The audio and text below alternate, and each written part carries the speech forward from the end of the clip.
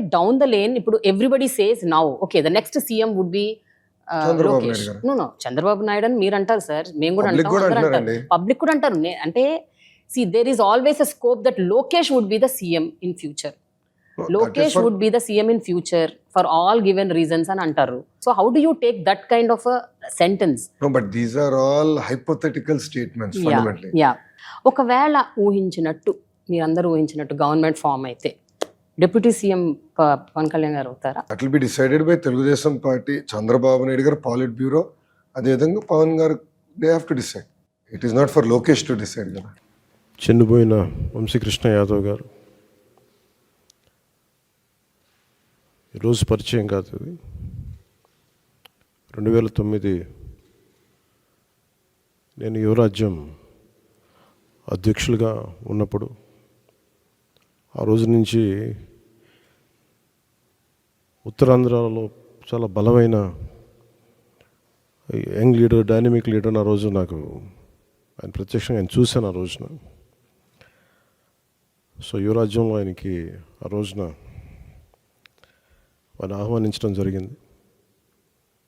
కోఇన్సిడెంటల్గా మళ్ళీ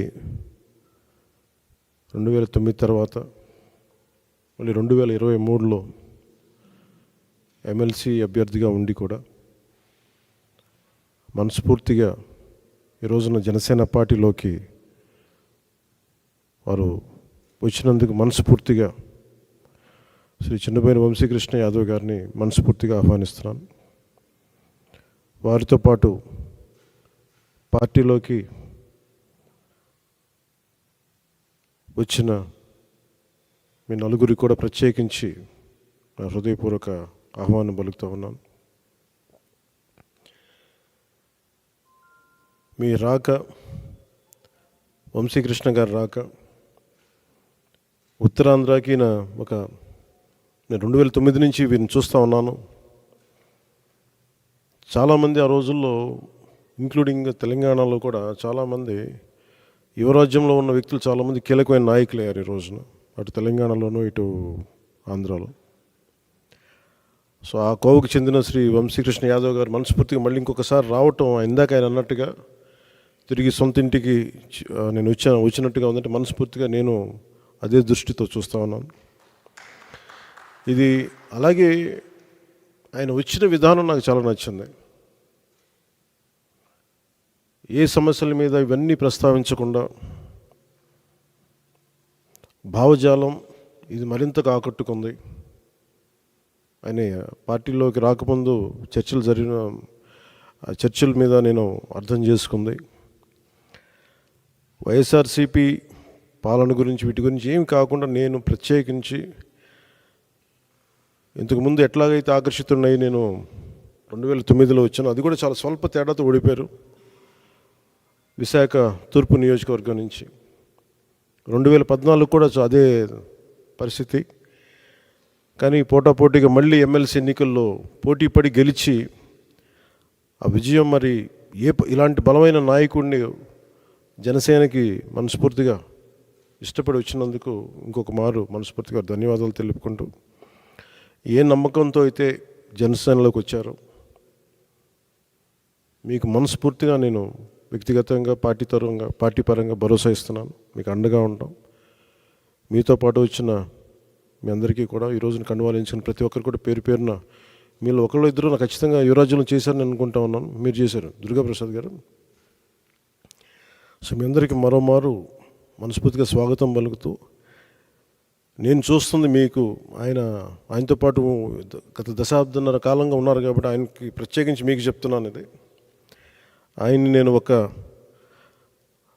నియోజకవర్గం దృష్టితో చూడట్లేదు. అలాంటి బలమైన వ్యక్తులు రాష్ట్రానికి చాలా అవసరం.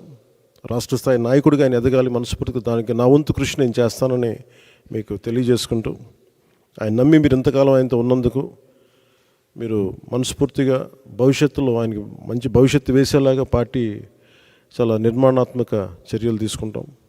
చాలా బలంగా ఆయనకి అండగా ఉంటాం తెలియజేసుకుంటూ, దీనికోసం ఆయన పార్టీలో చేరిక వచ్చిన ఇక్కడ జనసేన నాయకులందరికీ, దీనిని ఒక క్రమంలో తీసుకొచ్చిన పిఎస్సి చైర్మన్ పెద్దలు నాయకులు నాదెండ్ల మనోహర్ గారికి కూడా ప్రత్యేక ధన్యవాదాలు తెలుపుకుంటూ,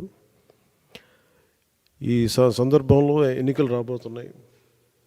హార్డ్లీ ఒక 70-80 రోజుల్లో ఉన్నాయి. ఈ ఎన్నికలు ఆంధ్రప్రదేశ్ భవిష్యత్తుని నిర్దేశించే ఎన్నికలు ఇవి. ఏ అభివృద్ధి కోసం అయితే మీరు అందరూ అహిర్నిశలు వైసీపీకి దాదాపు 2014 నుంచి ఆవిర్భావం నుంచి ఆయన పనిచేసిన వ్యక్తి. అంటే మీ అందరి ఆశలు కూడా ఉత్తరాంధ్ర అభివృద్ధి కానీ మీ వ్యక్తిగతంగా మీరు ఎదగడంతో పాటు ఉత్తరాంధ్ర అభివృద్ధి, రాష్ట్ర అభివృద్ధిని ఆకాంక్షించే మీరు చేశారు. అది ఎంతవరకు జరిగిందనేది మీకు అందరికీ తెలుసు. కానీ మీ ఏ ఉద్దేశం కోసం అయితే మీరు రాజకీయాల్లోకి వచ్చారో, ఏ ఉద్దేశం కోసం అయితే ఒక పార్టీని యువరాజ్యం తర్వాత మళ్ళీ మీరు నమ్ముకొని వైఎస్ఆర్సీపీలోకి వెళ్ళి చాలా అండగా నిలబడిపోయారు. నేను మీరు ఇంత మాత్రం ప్రేమ నమ్మకం చూపిస్తే దానికి నేను 100 ఇంతలు చేసేవాడిని. సో దాన్ని దృష్టిలోనే పెట్టుకోండి. ఇది ప్రత్యేకించి సందర్భంలో చాలా మాట్లాడాలని ఉంది, కానీ ఇంకా సమయం ఉంది, వాటి గురించి మాట్లాడతాను. ఇంకా నాకు ఆంధ్రప్రదేశ్ భవిష్యత్తు చాలా ముఖ్యం. జనసేన చాలా కీలకమైన పాత్ర వహించాలి భవిష్యత్తులో.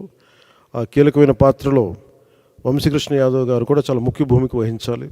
దానికి నా వంతు కృషి చేస్తామని తెలియజేసుకుంటే మీ అందరికీ ధన్యవాదాలు తెలుపుకుంటూ